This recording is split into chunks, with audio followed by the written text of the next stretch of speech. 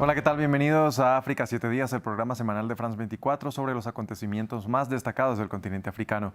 Yo soy Andrés Mesa Muñoz y en esta oportunidad los invitamos a un especial con motivo de los 3 años de la guerra en Sudán. Empezamos.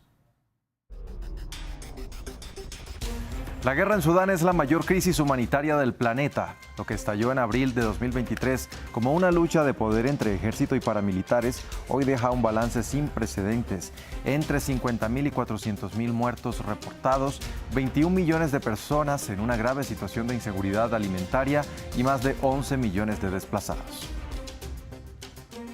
Pero ¿por qué el mundo ha decidido ignorar a Sudán? 3 años después, el conflicto sigue en un punto ciego internacional.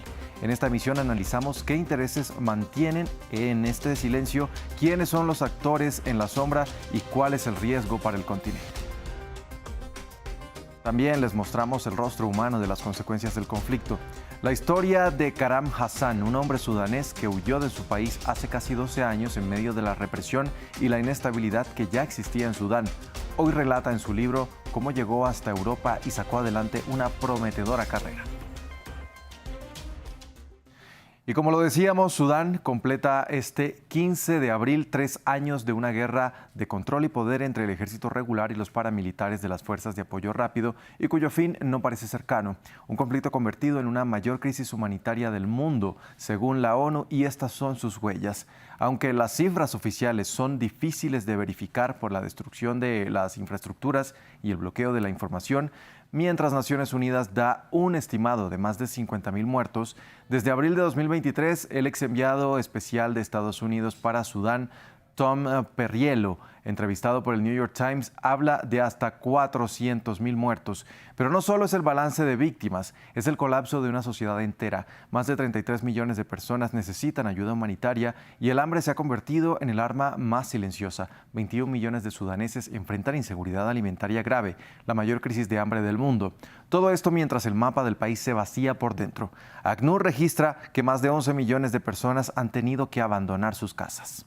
De ellos, casi 4,5 millones han cruzado fronteras buscando refugio en un vecindario ya de por sí frágil. República Centroafricana, Chad, Egipto, Etiopía, Libia, Sudán del Sur o Uganda.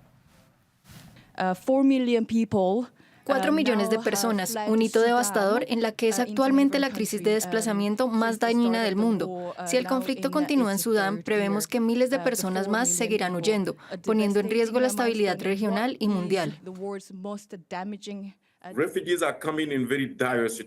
Los refugiados llegan en situaciones muy precarias. Lo que nos cuentan es desgarrador. Historias horribles de violaciones de derechos humanos. Huyen aterrorizados. Muchos bajo fuego y extorsión, según nos han informado. La disputa por el poder se libra en varios puntos del territorio sudanés y aquí destacaremos 2 zonas clave que cambiaron el rumbo del conflicto. Jartum, la capital, cuya batalla por el control fue la más larga en la historia de Sudán. Los paramilitares de las fuerzas de apoyo rápido se hicieron con el control de la urbe, lo que obligó al gobierno a operar desde Puerto Sudán y solo fue recuperada por el ejército regular 2 años después, en marzo de 2025. Otro punto estratégico es la ciudad de Al-Fashir, hoy en control total de las fuerzas de apoyo rápido. Su pérdida consolidó el dominio de las FARC en todo el occidente del país en la región de Darfur y es crítica por sus rutas de conexión con vecinos como Chad, lo que facilita el traslado de armamento. Hoy ese control hace que Sudán se muestre partida en una especie de 2 estados. Y para hablar de lo que ha sido el país en 3 años de guerra, hoy nos acompaña desde Barcelona Iván Navarro. Él es investigador del Programa de Conflicto y Construcción de Paz de la Escuela de Cultura de Paz de la UAP. Iván, muchas gracias por acompañarnos aquí en África 7 días. Estamos ante la mayor crisis de desplazamiento del mundo, superando Ucrania y Gaza, pero Sudán no aparece apenas en los titulares. ¿Por qué? Bueno, yo creo que las razones de que la guerra de Sudán sea una guerra tan olvidada son varias, ¿no? Por un lado, tiene que ver con que es una guerra en el continente africano. Y ya sabemos, desgraciadamente, que los conflictos armados que se producen en el continente africano suelen tener muy poca cobertura mediática, a no ser que pase algo como muy extremo, ¿no? En segundo lugar, yo creo que tiene que ver también con este efecto cansancio que ha habido, ¿no?, sobre los conflictos armados en Sudán, que ha llevado décadas y décadas arrastrando diferentes conflictos armados y ya evidentemente ha perdido como el foco mediático, ¿no? de hace tiempo, ¿no? Y yo creo que en tercer lugar evidentemente tiene que ver con la coyuntura internacional, ¿no? El conflicto armado en Sudán, el último, el que empieza en abril del 23, inicia en un momento donde Ucrania está acaparando las televisiones, luego Gaza y evidentemente ahora Irán. Y bueno, por todos los factores anteriores, ¿no? Finalmente, aunque sea la crisis de desplazamiento forzado y la crisis humanitaria más grande del mundo, pues acapara pocos titulares, como dices, ¿no? Iván, muchos analistas hablan ya de una livianización de Sudán. ¿Estamos ante la fragmentación definitiva del Estado o todavía hay una autoridad central que rescatar?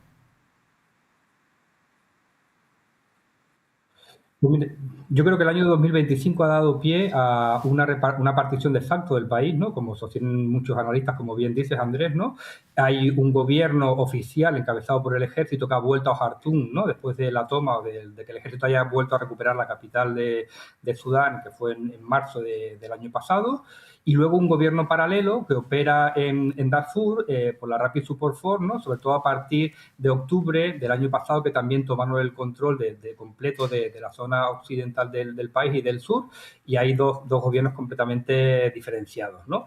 A nivel internacional, lo bueno es que solamente un gobierno, que es el del ejército, tiene el reconocimiento internacional. De hecho, la Unión Africana ha pedido ha hecho un llamamiento a los estados africanos y a nivel internacional para que no reconozcan el gobierno paralelo de los paramilitares de la Rapid Support Force. Pero bueno, a nivel de terreno lo que está claro es que es una guerra muy simétrica, con capacidades militares y políticas por los dos bandos, y hace que de facto el país ahora mismo está partido en dos, ¿no? Es pronto saber, ¿no?, si estaremos en un proceso similar al que está sufriendo Libia, pero ojalá no lleguemos a ese extremo, ¿no? Porque bueno, uno de los elementos también importantes para entender la guerra en Sudán tiene que ver con la repartición del país en dos, ¿no?, entre Sudán y Sudán del Sur, después de la guerra que acabó en el año 2005, y eso ha traído repercusiones nefastas tanto para el norte, para Sudán, como para su vecino Sudán del Sur, ¿no? Ahora, las FARC controlan el oro y el ejército controla el aparato estatal. A estas alturas, Iván, ¿podemos decir que es esta una guerra por la ideología o una liquidación por derribo de los recursos del país?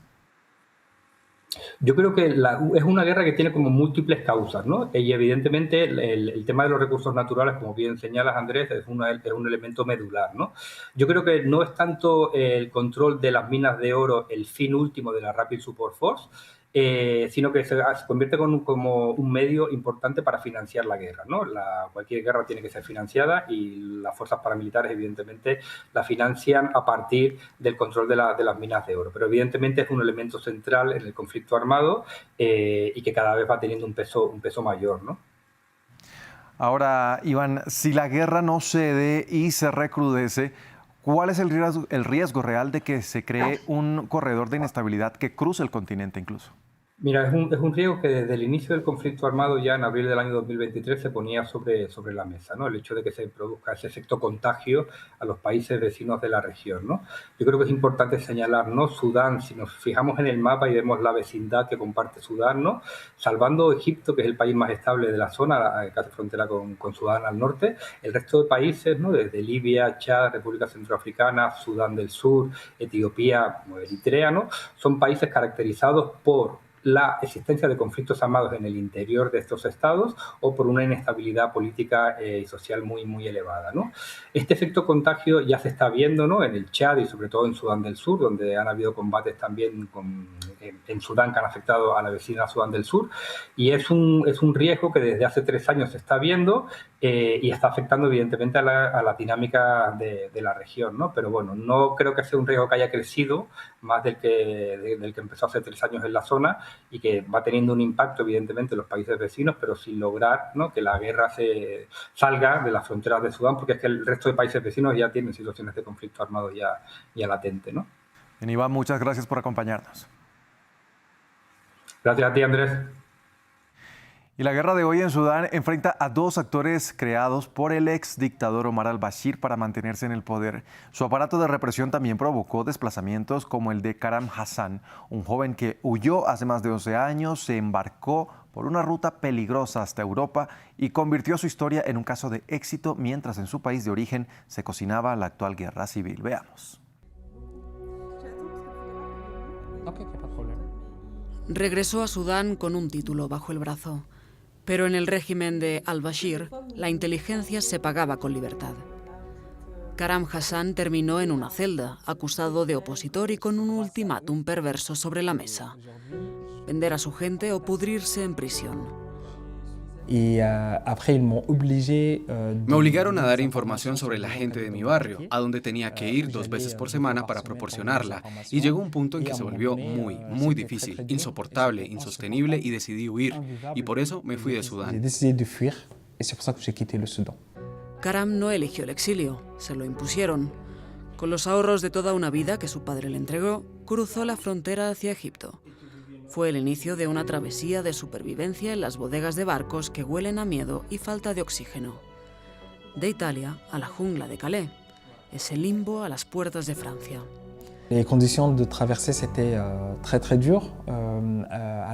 Las condiciones durante la travesía fueron muy duras. Hubo mucha violencia, muchísima ansiedad.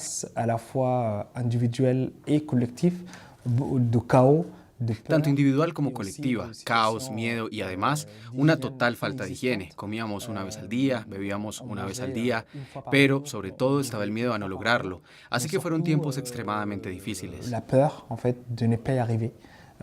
Donc c'était des moments très durs. Pero el miedo no pudo con el talento. Meses después, con el asilo en la mano, Karam cambió el barro por los libros. Lo que empezó como una pasantía en la Fundación L'Oréal terminó por romper todos los techos de cristal. La multinacional no solo vio a un refugiado, vio a un gerente. Personne rêve d'être réfugié un jour. Personne.